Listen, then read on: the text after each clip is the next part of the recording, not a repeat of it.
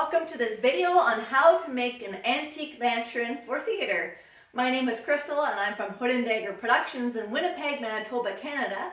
And for my upcoming production, I need to make some lanterns that will be on set. Note, these are not lanterns that would be picked up by the actors and carried around. I can do a separate video for one of those type of lanterns. For this one, it's a lantern that would sit on set. It can handle if the set moves around or spins, but not the one that's going to be interacted with the cast members. So to make this is the finished product. It's actually not that expensive. I went to Dollar Tree and Canadian Tire for mostly everything here. At Dollar Tree, I picked up these ceramic bowls. They have these nice bumps on the side, what I thought was a good detail to give more of the impression of a gas-powered lantern. And then also at Dollar Tree were these vases, which I thought looked like the top of a lantern. Also from Dollar Tree were these little paper cups. I think they're for ice cream. These will come in handy for this project. Duct tape is key for everything. Foam board, you can pick up any dollar store. It's like Bristol board, but it has some foam in between it. And from any local grocery store, you have cat food cans. So this is a cat food can, cat food gone, and it's filled with sand. You could also use rice, lentils, anything that would give it some weight. And finally from Canadian Tire, I picked up some wire, black steel wire. I bought this a couple of years ago. I think it was not expensive, like $5 or something. So there we go. So that is the equipment that we need. So to get going, I'll push this guy to the side. We take the bowl. We have a bowl here ready to go. Take off the stickers. And then that is our base. Good to go there. If your set is going to be spinning or turning or jostled, maybe consider getting a Ziploc bag and filling that with sand. Putting the Ziploc bag down, then putting this over it will help to prevent the lantern from sliding around.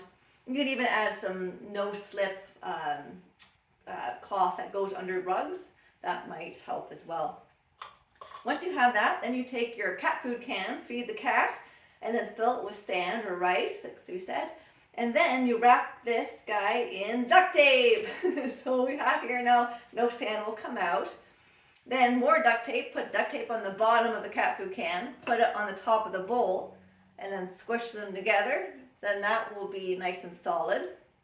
And then these bowls, so you're going to use every bit of this paper ice cream bowl.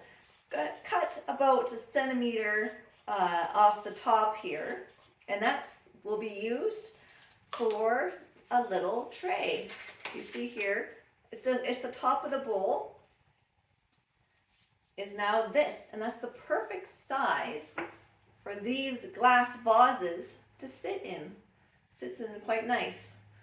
So I took this ridge of the paper cup, that's from there, and then I took a little square of cardboard, and then I could use you could use a cereal box or any of those kind of packaging for some rigid one-ply cardboard. And then you fit that in there, and now you have a nice little base for your glass vase there.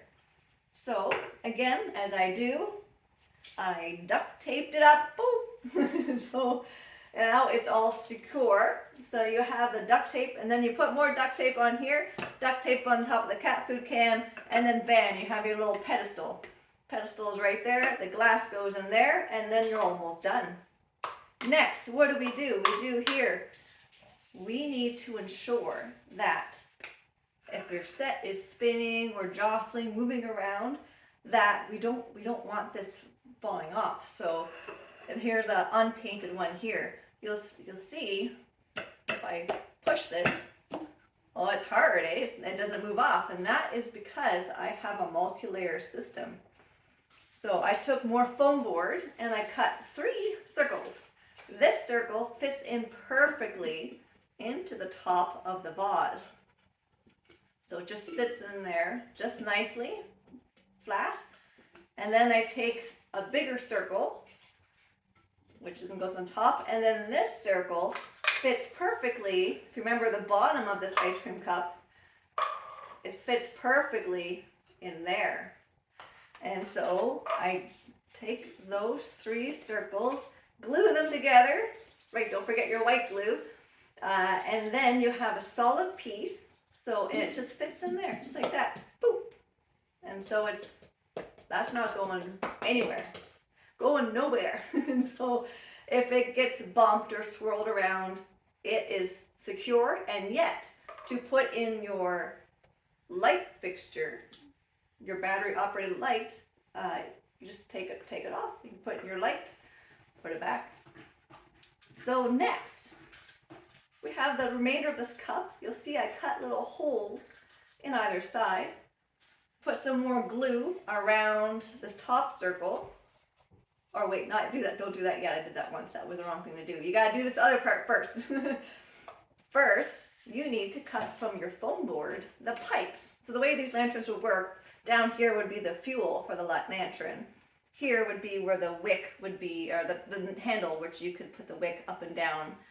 And then these pipes would bring the fuel up into the top, which would then fuel the fire that's in here. And so from the foam board, I cut a whole bunch of pipes, I guess, that is rigid, but easy to make. And then you stick them in the holes, and then look at that. Fake it till you make it. So there we go. We have, and to give them some more depth, I took 2, and then I duct taped them together. So we have here, if you put these guys in to the holes, then you have your height, so to speak. And then I will go in and I would duct tape, more duct tape in the center here. You duct tape those 2 together, and then they are secure. They are not moving. And then you do the glue. You do circle glue around here. That guy fits on very nicely. And then you have this stage here. So this is all duct taped in. And you can see here, duct tape works wonders. That's great. That is secure.